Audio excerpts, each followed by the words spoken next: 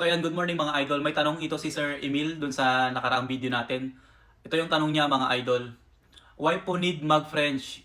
English po sa Canada, di ba? As lang po. So yun yung tanong ni Sir. Magandang tanong ni Sir, no? Kasi actually dito sa buong Canada talaga mga idol, English talaga ang main na language dito sa buong Canada. Actually, pinakamalaking porsyento ng lingwahe or language dito ay English. Pero dito nga sa Quebec, mga idol, ang language dito ay French talaga. Ang number one na language dito ay French. Lalo na dito sa amin dito sa Quebec City, French po talaga yung ginagamit dito. Ang alam ko, nasa 85 or 90% ay French speakers talaga, mga idol.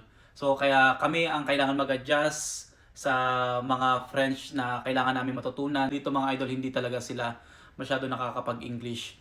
Yun lang, sa ibang mga city na tulad ng Montreal at ibang part siguro ng Quebec, may mga English na.